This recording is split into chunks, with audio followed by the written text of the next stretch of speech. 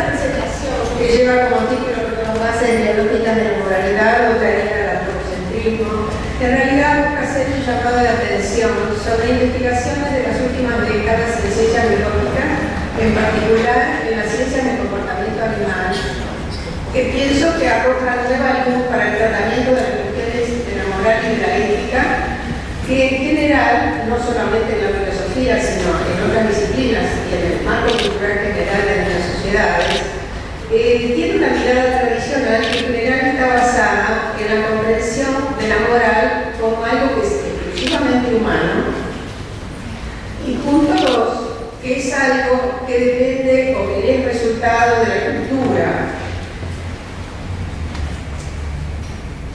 Por eso dos interrogantes que guían esta presentación es justamente si es la moralidad algo exclusivamente humano o si es resultado de su evolución cultural o de su adaptación biológica a través de la selección natural que habría reforzado así la convivencia social y la cooperación.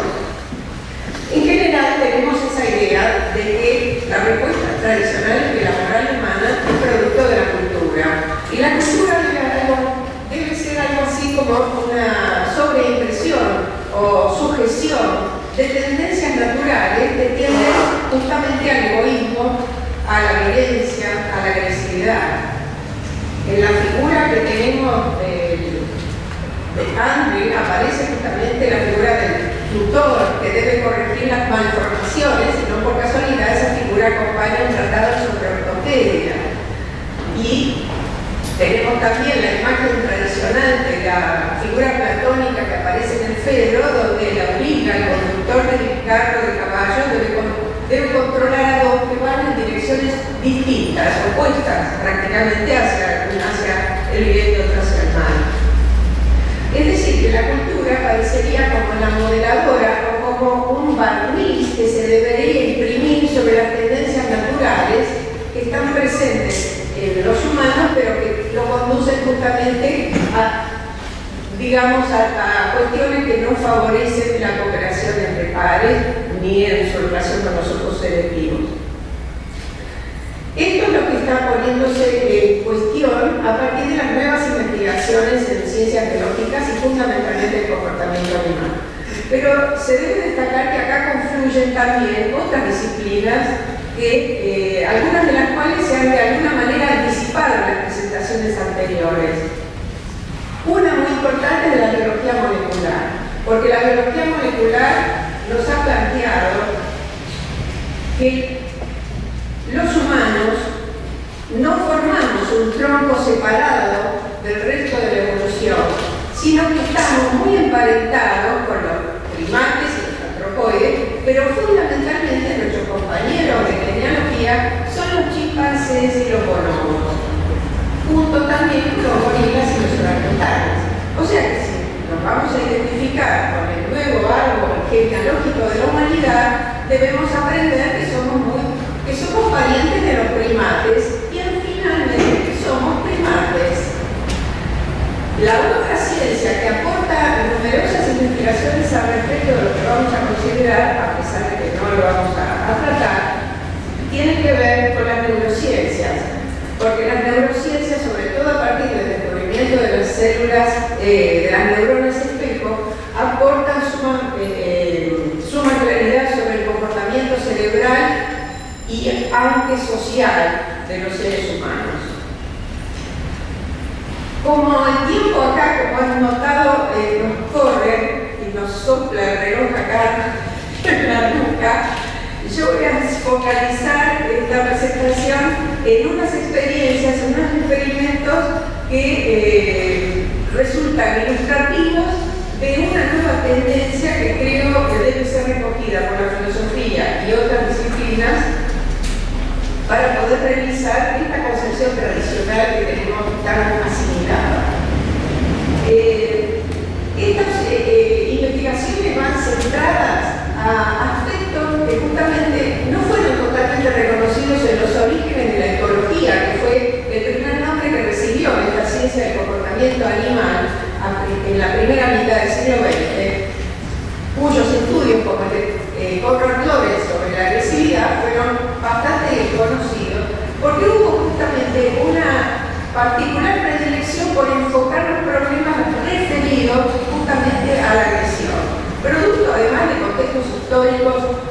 culturales y demás de la propia historia humana. No entraremos en eso. Pero lo interesante es que justamente estas nuevas investigaciones que se desarrollan a partir fundamentalmente de los 80 en adelante, diría yo, por poner una fecha tentativa, ponen el énfasis en qué mecanismos. Mecanismos como el de la empatía, la cooperación, la reciprocidad y el altruismo. Y enfocan el estudio de estos que vendrían a ser ya no eslabones perdidos que debemos hurgar en la evolución, sino eslabones vivientes que están presentes en muchos de los animales de lo que los biólogos llaman de cerebros grandes, más complejos, y fundamentalmente en los primates. Y es a eso a lo que nos vamos a referir ahora. Antes una aclaración sobre lo que es empatía, porque tendemos a hacer una simplificación y ustedes van a ver que se usa mucho en la jerga popular esto de decir meterse en los zapatos del otro, cosas por el estilo. En realidad es una percepción bastante frívola sobre lo que es la empatía, porque la empatía justamente ha sido algo muy estudiado últimamente tanto por las neurociencias como por las ciencias del comportamiento animal. La empatía no es solamente el sentir como el otro, o meterse dentro, adherirse, que tal es el término original acuñado por un filósofo alemán que hay un sacado del antiguo griego, no vamos a meter en eso. El tema es que no es solo eso, sino que es además entender las necesidades del otro, primer punto. Vemos ahí, en esa fotografía, justamente el joven chimpancé que está tratando de consolar a uno mayor que acaba de perder en una pelea. O lo mismo en esta otra imagen en que se ve a una hembra chimpancé ayudando a su pequeño bebé que se ha subido al tronco y no puede bajar. Es interesante, como observa el primatólogo de Val, que es uno de los primatólogos que realmente trabaja mucho en la difusión, aparte de estas cuestiones, es observar la mano del pequeño chimpancé que tiene la característica del pedido de ayuda. Observen sus propias manos y van a ver que muchas veces empleamos ese gesto justamente para pedir ayuda. Finalmente tenemos acá esta enternecedora imagen de una chimpancé que no podía amamantar a sus propias crías, pero pudo aprender a manejar un biberón para adoptar un chimpancé bebé y posteriormente sí pudo, afortunadamente, amamantar por su propia leche a sus propias crías. Estos datos van a propósito de la primera investigación que quiero compartir con ustedes, que además toca con un animal que ha tenido muy mala prensa a lo largo de la historia de la humanidad, que son justamente las ratas. Este experimento que lo desarrollaron en la Universidad de Chicago y que se repitió innumerable cantidad de veces con los resultados muy similares, y por eso es que vale la pena conocerlo, se basa en un procedimiento que consiste en encerrar dos animalitos en un mismo recinto, pero con la alternativa de que hay uno que está en un pequeño habitáculo que solamente puede ser abierto desde afuera mediante la aplicación de un mecanismo muy sencillo por parte de la rata que está fuera del habitáculo. Ahora, los resultados de este experimento, que se repitió, como les digo, enorme cantidad de veces, son sorprendentes. ¿Por qué? Porque en primer lugar, la rata que aprende a manejar el mecanismo para liberar a la rata atrapada no reacciona cuando el habitáculo está vacío. Es decir, no es que aprende un determinado mecanismo y lo repite ciegamente, sino que solamente lo aplica cuando está aparentemente algo como deliberado en torno a un fin determinado, que es en este caso la liberación de la cogénere o el cogénere. Otra cuestión importante que señala este experimento es que la recompensa no incide prácticamente en el resultado.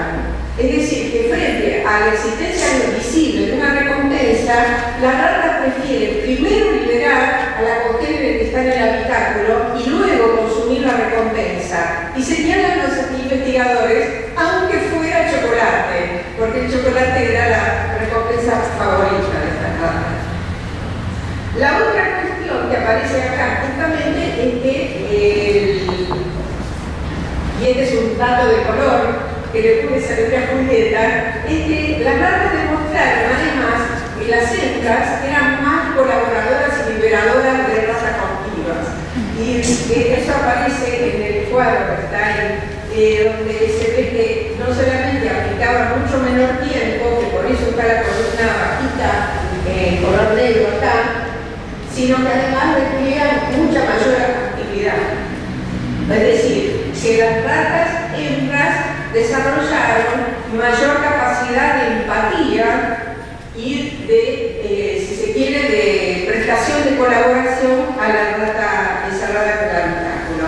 Ahora, lo importante de esto es que, coincidiendo con otros estudios que se han hecho con otros animales, como delfines, chimpancés, elefantes, algunos investigadores inclusive proporcionan la idea de lo que llamarían un contagio emocional. Junto con las otras características que ya mencionamos de la empatía, aparecería un malestar sentido a propósito del malestar del otro. Y justamente, como no se puede indagar sobre las motivaciones íntimas de los animales, la sugerencia es que probablemente la búsqueda del bienestar o la suspensión del malestar del otro está también la suspensión del propio malestar.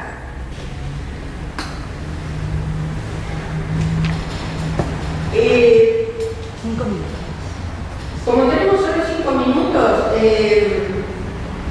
tengo dos experiencias más para comentar, pero voy a comentar en principio esta de la empatía y reacción ante la identidad de los monos capuchinos. Y la voy a mencionar muy rápidamente para poder empezar a mencionar la tercera. En esta experiencia con monos capuchinos se utilizaron, los monos capuchinos son muy hábiles para poder ser adiestrados en el uso de fichas de diferentes colores, de diferentes valores, susceptibles de ser intercambiados por diferentes recompensas. Recompensas que van, en este caso, desde el pino, que son los más bajos, hasta las uvas, que son las más preciadas por estos monos capuchinos. Lo interesante del experimento es que a fichas iguales y recompensas iguales, la reacción era absolutamente, digamos, no sobresaliente. Pero a la entrega de fichas iguales y recompensas desiguales, es decir, frente a la misma ficha, a uno le daban un pepino y al otro le daban la uva, la reacción era muy negativa. Entonces, o bien era pasiva y simplemente se rechazaba a aceptar las fichas o aceptar la recompensa, o era directamente activa y se revoleaba la ficha y se revoleaba también la recompensa. Hay un video a propósito de eso que quizás algunos ya conocen. Pero lo interesante de esto es que señala la posibilidad para el mono capuchino de distinguir, fíjense todo lo que el mono está distinguiendo distintos valores otorgados a la ficha, distintas recompensas y distinta distribución de la recompensa. Y reacciona frente a qué? Frente a la inmenidad, cuando la misma ficha recibe un beneficio mayor. Esto es importante aclarar, que en parte surgió de uno de los comentarios de las personas que estuvieron antes. Los monos capuchinos tienen una tradición de ser cooperativos, de no integrar organizaciones sociales de tipo jerárquico y de poder unilateral. Entonces es muy interesante para nosotros humanos advertir que en circunstancias de organizaciones cooperativas la identidad es rechazada. Mientras que en circunstancias de orden jerárquico, esto se torna más complicado, porque está la subordinación al jefe o al alfa en el caso de los primates. Simplemente para avanzar en la última, que por lo menos la quiero mencionar porque realmente es, creo, muy importante para nuestras reflexiones éticas y morales, es la de una experiencia que se realizó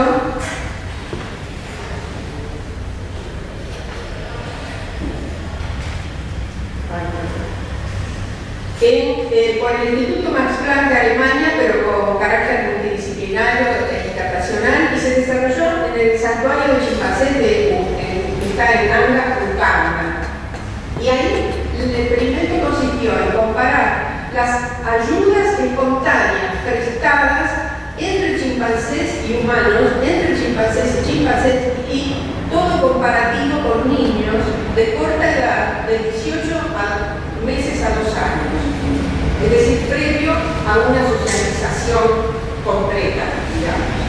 Y lo interesante de esto, y que aparece en este cuadro es que la prestación espontánea, o sea, la ayuda que se dio a través de 3 pruebas diferentes, que en todo caso se pueden necesitar después, mostraron que los chimpancés tienen un altísimo grado de prestación espontánea de ayuda, pero fíjense ustedes que también lo tienen los niños. Es decir, que no hay prácticamente diferencias, salvo en algunos casos, de la prestación de ayuda espontánea entre unos y otros. Esto nos obliga a nosotros a repensar toda esta visión que tenemos instalada, que hace que pensemos que la moral es algo exclusivamente humano y que ella depende de la cultura, sino que nos sirve para poner la atención también en las condiciones biológicas y de comportamiento social, fundamentalmente, porque estos animales que se estudian en función de sus relaciones sociales que se hacen, para nuestra propia reflexión con respecto a muchas cuestiones que tradicionalmente han anclado en el subjetivismo y en el voluntarismo, en las cuestiones éticas. Simplemente para terminar, lo que apunta todo este tipo de investigaciones a ese favorecimiento de una idea, que es el de que antes que tengamos toda una serie de cuestiones que imprime la cultura, tenemos algo así que compartimos con el resto de los animales, una protomoral, es decir, una moral anterior, que es prelingüística, que se manifiesta fundamentalmente en las acciones y que muy tardíamente va a ser expresada en la moral como materia prima y en una ética que toma conciencia de la moral existente. En ese sentido, quizás tengamos que volver a acordarnos del centro de la escena, como que nos ha pasado a lo largo de la historia, y de este lugar tan privilegiado, porque al final además que la mujer está en otro plano, para con Julieta, tendríamos que pasar una mirada que nos coloque en un plano de mayor relación con el resto de los seres vivos.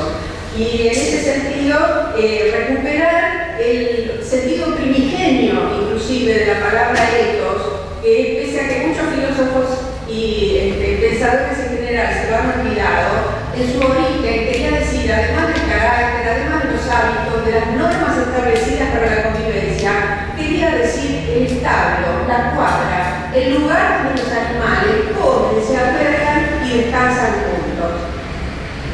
Todo esto es para ayudarnos a pensar con respecto a problemas que muchas veces se resuelven mal justamente porque se desconocen determinadas bases científicas. Con esta imagen del libro Primates y filósofos del pensador y biólogo y primatólogo de Val, quiero terminar porque se trata justamente de tender puentes hacia el conjunto de la naturaleza y tender puentes entre las disciplinas que nos permiten abordar estos temas.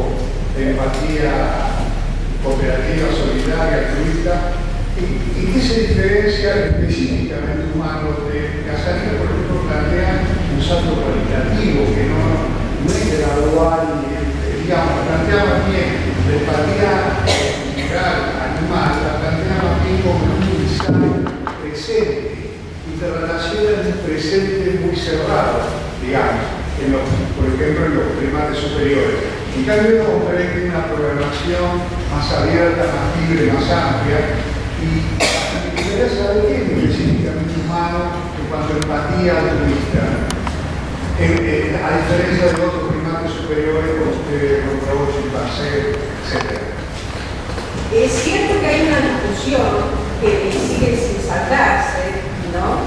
De alguna manera, con respecto a si hay un salto o no hay un salto en el campo de la evolución. Si hay simplemente una cuestión gradual de paulatino desarrollo o si hay verdaderamente una abrupta ruptura. En general, las posiciones culturalistas, por llamarle de cierta manera, muy empobrecedores que el término que estoy usando, apuntan justamente a que la naturaleza humana es algo muy especial, muy distinto, más allá de todas las digamos, las posiciones generales que se puedan tener respecto a religiosas o no religiosas. En este caso, de lo que se trata de ver es la continuidad, pero la continuidad no solamente los aspectos que la moral tradicional humana considera negativos, sino también los aspectos positivos que nos emparentan con nuestros, digamos, con nuestros amigos del árbol genealógico y que podrían desarrollarse siempre y cuando se den determinadas condiciones. Ahora, esto no quiere decir para nada que hay una mirada edulcorada sobre el resto de la naturaleza. Es decir, sabemos que también los animales son capaces de producir momentos de agresión, de exterminio, etc. Sabemos también que los humanos no somos exactamente animales, sino que hay todo un proceso en principio con la creación del lenguaje y todo lo que esto implica en la construcción de sistemas cada vez más complejos que evidentemente nos van alejando de estos procesos primarios.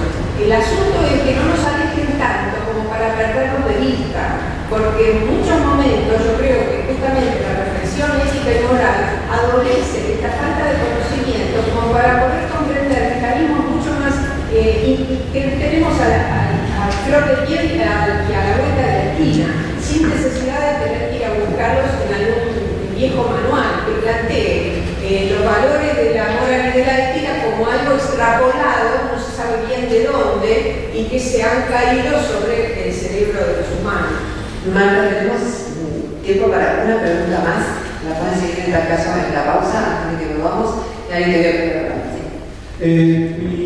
Yo le quería preguntar cómo varían los resultados de las experimentaciones de empatía cuando los individuos que se están investigando pertenecen a grupos bien diferenciados, o sea, entre grupos, entre miembros de grupos distintos y entre miembros de los mismos grupos.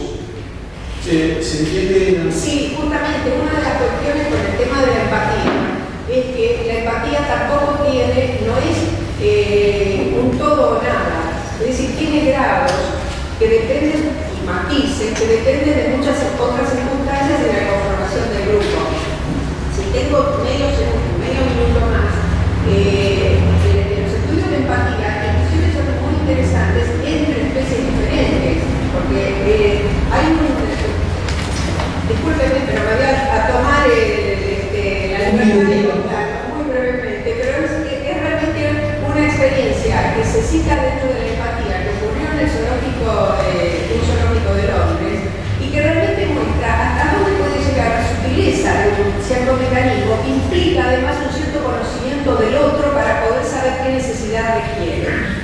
Una chimpancé había atrapado un estornino y el cuidador, cuando ve que atrapó el estornino, le ordena que lo suelte.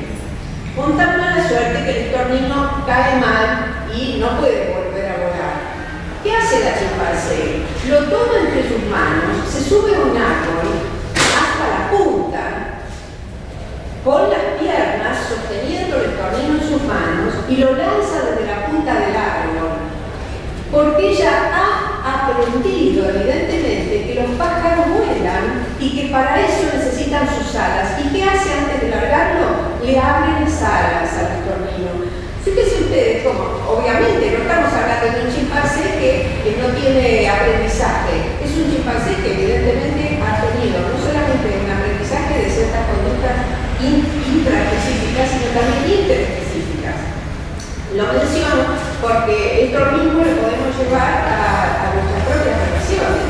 Y como dentro de la propia especie, muchas veces no tenemos ni empatía, ni contacto emocional, ni reciprocidad, ni mucho menos altruismo. Buen ejemplo. Bueno, muchísimas gracias.